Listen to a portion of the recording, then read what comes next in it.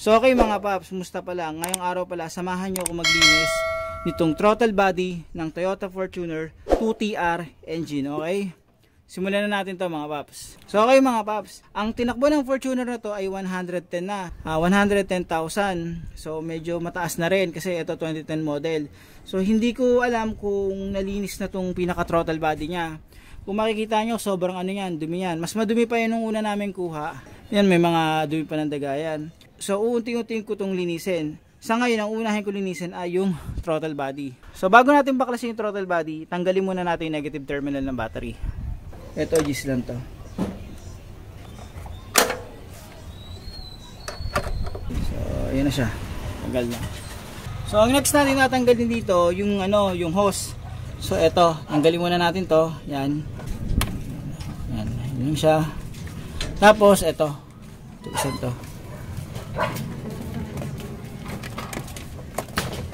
Ay nako. So ang next natin dito mga paps, ito muna. Yan. So gis yan mga paps, gis. Yan. Okay, maluwag na yan. Tapos ito. Yan, gis ring yan. Yan. Pag naluwagan na natin to, tapos ito, ngayon meron yan dito rin, gis. Ito, gis yan, tapos sa kabila, gis. 10mm. Yan. So, ayan siya. Tapos, may 10mm rin yan dito.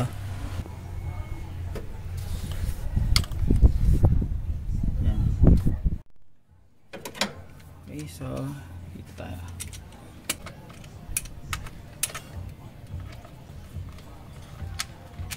Ayan. Tapos niyan, gagalaw niya na, di ba? Tatanggalan natin 'to.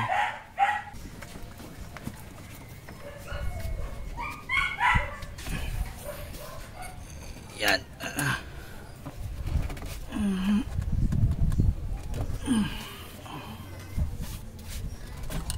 Yan. Okay, so tanggal ko na. Pwede naman wag tanggalin pero lilinisan ko na 'to eh. Okay, kasi sa susunod may gagawin din ako dito. So ito yung throttle body, meron na ako nakikita ng namumong carbon dito sa loob eh, doon sa dinadaluyan ng hangin. So ang gagawin ko rito, tatanggalin ko to, itong bunto. So una natin tatanggalin dito mga paps. Ito yung pinaka connector niya. Medyo ano na to eh, brittle na, daan-daan lang. Minsan kahit gaano kayo kaingat, sisira talaga to, yung pinaka ganyan. Pero kung madadahan-dahan nyo, so okay. Iningatan ko, ayan. Ngayon ang susunod natin dito, itong dalawang hose na to. Okay? So ito, tanggalin natin to. Ito at saka to.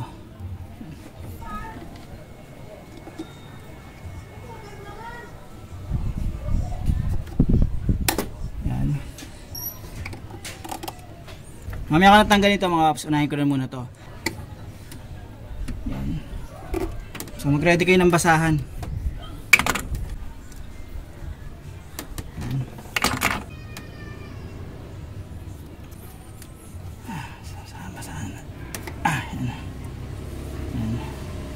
Kulang dyan dito. Tapos ito. Yan.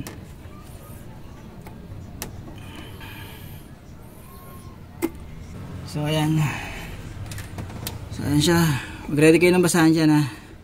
So okay mga paps, ang susunod natin, tatanggalin na natin yung ano, nut saka bolt nitong throttle body. So yung ano nito, nut and bolt nito, ito, saka to, pero yan dito. Okay? So ayan. So, tanggalin na natin yan. Ang sukat niyan 10mm. Yan. Binrake ko lang to. Brake natin. Yan. Tapos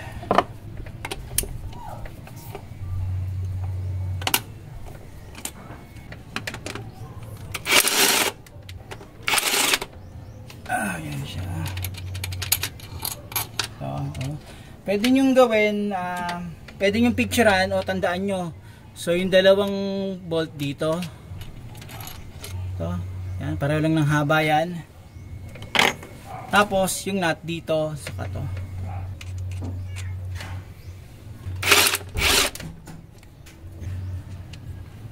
Okay. So matatanggal na natin yung throttle body.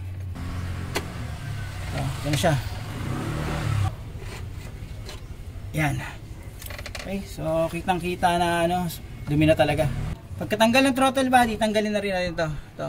Yan. Yung pinaka ano niya, yung pinaka gasket niya rito. Yan, ito siya. Okay, so ito. Yan. Tapos takbo ko muna to. Okay? So okay mga paps, ito yung throttle body ng Fortuner sa 2TR. So mapapansin nyo ano na, may mga carbon na rito. Yan sa bukana. Tapos sa likod niyan, yan meron din. Yan. Ano na yan. Yan, diba? So, gagawin ko, linisan ko lang yan. Gagamitin ko rito yung ano, ito Aeropack na TV cleaner. So ayan siya. Yan, yan natin. Lagyan natin muna yan.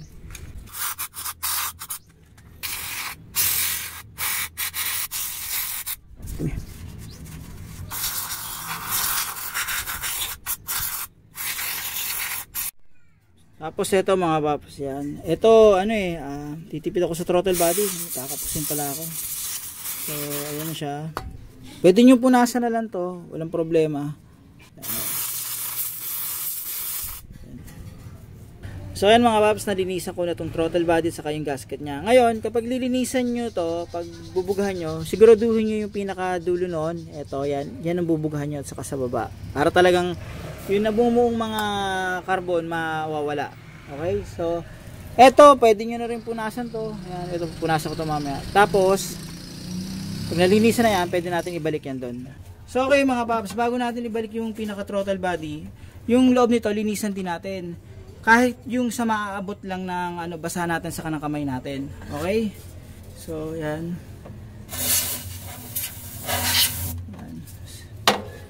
Para mabawasan naman kahit paano, di ba? Okay na yan.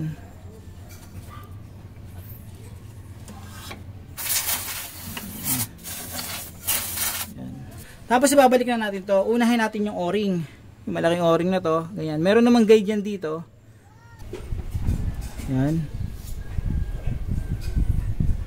Tapos ibabalik ko na yung throttle body. Ito.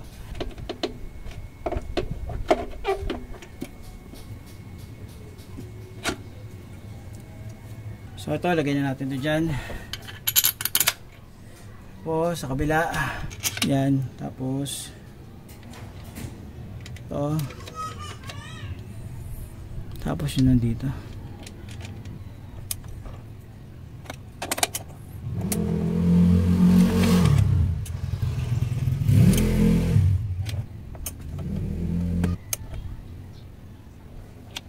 So ayan, higpitan ko na. So eto alalay, ingat kayo dyan ha, ingat, baka maputulan kayo. Pag nakabit natin yan, ibabalik ko na yung hose. So ibabalik ko na yung hose yan mga paps. Yung isang hose, yan dito sa baba. Tapos yung isa naman, dito sa taas. So yan. Okay, nakapasok na. Okay, so yan siya. Tapos yung isa naman.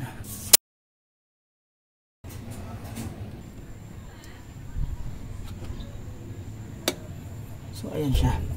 So nakabit ko na yung dalawang hose, eto at saka dito.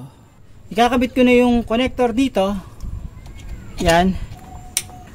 Tapos yung intake hose dito.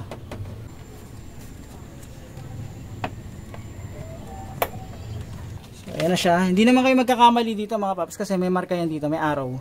Yun yung ilalagay. Okay, tapos yan. Ito, pasok ko na to dyan. So meron din yung ano rito. Meron din yung limit dito, may guide dyan. Hindi nyo naman pwedeng mapasobran kasi may guide siya dito. Yan, may arrow yan. Tapos ang next natin dito, i-ano ko na to, ilalagay ko na yung tornilyo dito. Dito, saka dito sa kabila.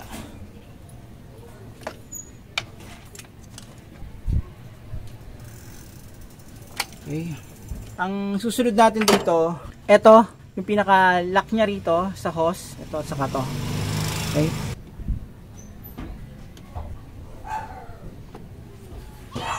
So, okay na yan. Mahigpit na to. Mahigpit na rin to.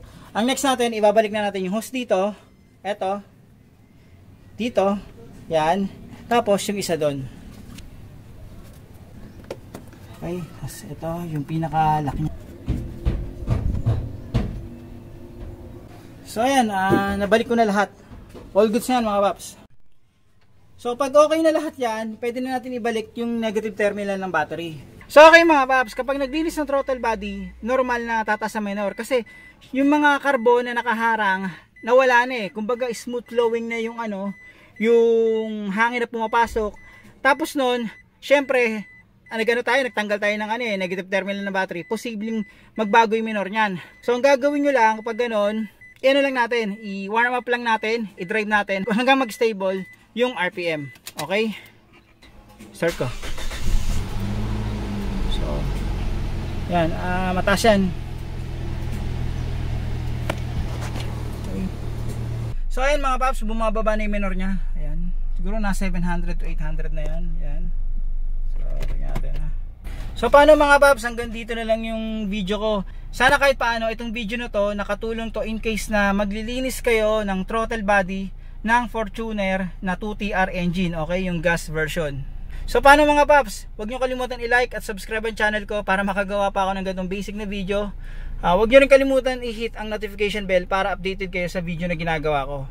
Paano mga paps, maraming salamat sa inyo.